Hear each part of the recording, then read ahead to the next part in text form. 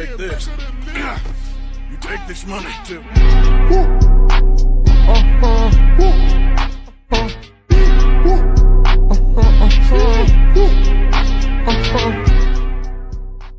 What's good, y'all? If you didn't know, I'm currently on vacation right now, but you know, that ain't gonna stop me from, dropping videos and whatever, so we here. Also, if my mic quality sounds like garbage, it's because it is. I'm in some random room right now, so yeah, anyway, let's start with this chapter review. So this chapter starts off with a flashback to Gojo and Yuta's swap training. Gojo, who's in Yuta's body, is wondering why Yuta wants the last Sukuna finger, and Yuta wants to give it to Rika so she can copy his shrine CT, because even with the swap, he can't read through Gojo's memories, which helps make sense of why he was so diabolically ass against Sukuna in Gojo's body. Gojo thinks for a second and says hell no, and Yuta says that he needs to take this more seriously, and Gojo says he's being dead ass. Also, before we go on, take a look at this room real quick. I don't even want to imagine what Gojo was putting Yuta through here. Shit must have been devious. Gojo says that even though he'd be able to fulfill the conditions for his copy CT, the finger is only 1/20th of Sukuna, which wouldn't be enough for Yuta to analyze the information of Sukuna's technique. And Yuta's like, you right, because even with cursed speech, he still needed Inumaki's help in understanding it. Like this over here, he didn't know you could use cursed speech over the phone. Also, Gojo is such an old head, man. Who in real life gets out of their seat saying some upsy daisy over here holding his knee, moving like an unk too? Yuta is 17. He goes on to say that it wouldn't be a wise decision to lose their connection with Sukuna here, saying that it's a gamble. Out here sound like Akari, talking about the fever or the heat. Then on the next page, we cut over to Yuji, Mei, and Wee listening to Yuta yap about his technique. He says that the condition of his CT is that he needs to make Rika eat a part of a target's body. The part, or the amount consumed, depends on the person he's copying it from and the amount of times he's going to use it. So the more powerful the technique, the more critical an area that they need to take from the sorcerer. But even if the crucial part can't be consumed, the condition can be met through a binding vow that limits the amount of times that he can use the technique. Also, can we take a second to appreciate this sweet moment between Wee and Yuji over here? That poor boy probably hasn't even had a regular sibling experience for like forever, thanks to that Epstein associate over there. We gotta thank Yuji for being the brother that stepped up. This got me smiling ear to ear. Wish we could have seen more of them, but Gege don't fuck with character interaction for some odd reason. Yuji goes on to wonder what would happen if the subject ended up using RCT to heal themselves after Rika ate a part of their body. They got Rika over here with the blindfold over here too. So unserious, bruh. If that could happen, he could copy the CTs of both Hakari and Gojo, no problem, right? No. Poor Yuji. When the body part that Rika consumed is regenerated with RCT, the conditions are no longer met, meaning that copy won't work. Since Inumaki and Hana's arms were taken off for good, Yuta was able to copy their techniques since they couldn't use them in the first place. Also, Charles ended up losing a part of his rib, and we get the first and only Hakari appearance for this chapter. Nigga's been fighting for Rame for 8 months, probably started a family at this point. I don't even blame him. Meanwhile, Epstein over here is wondering if Yuta knows about Sukuna and Yuji's resonance. Apparently, even though Yuji and Sukuna have been separated, their connection is still strong, meaning that Yuji could unconsciously leak plans to Sukuna, which is nasty work, I ain't gonna lie. But Yuta says that that's why they'll use this next plan right here when they're down by 2 with 130 left in the 4th. He will only tell Yuji the bare minimum. And also, Yuji can't read Sukuna's thoughts, which is a good thing if we're being for real. I don't even want to know what goes on in that twisted hellscape of his. Yuta goes on to say that he doesn't think that Sukuna will find out their plans after fighting Gojo. And more importantly, he doesn't want this plan to destabilize Yuji before their fight. He ends off saying that even though Yuji can't use it now, Sukuna's CT is already engraved in his body. Gojo's 6 eyes confirmed this, meaning that we go on to the next page. As we see, 2 of Yuji's fingers are missing. And these wounds aren't recent either. According to Sukuna, the only finger that should be missing is the pinky that he tore off to enter Megami.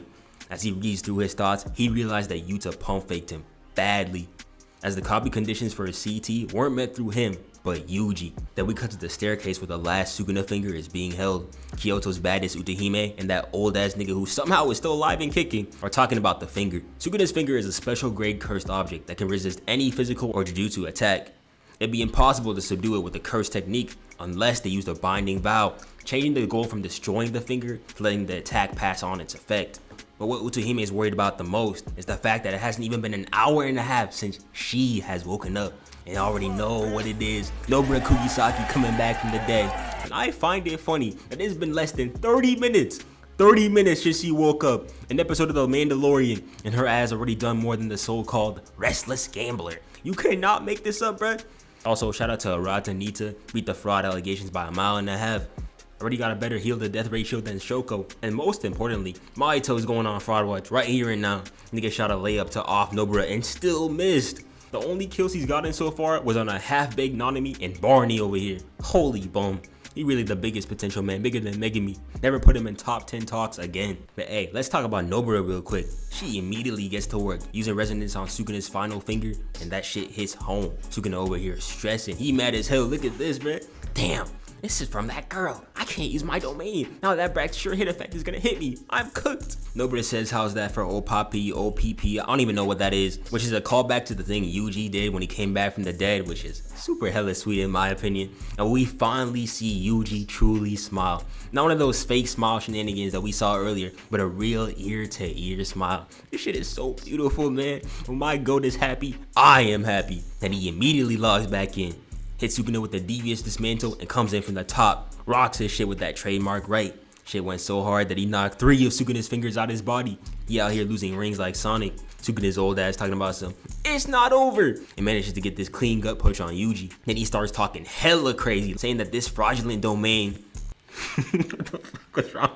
saying that this fraudulent domain could never be the likes of him, and that since Yuji hasn't even healed his old runes with RCT, he's obviously surpassed his limits long ago. Since domain expansions use up a ton of cursed energy. And as he comes in with that double-decker left, he says that it's over for a glorious MC. Huh, does he know?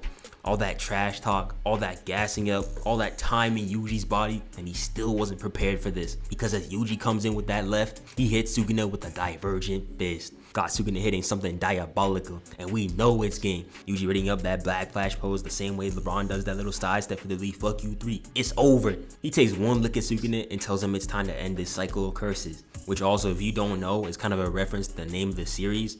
Jujutsu means curse, Kai means going round, and Sen means battle. You know, Jujutsu, Kaisen. Oh, wow. He hit him with this really was our Jujutsu Kaisen. That's crazy.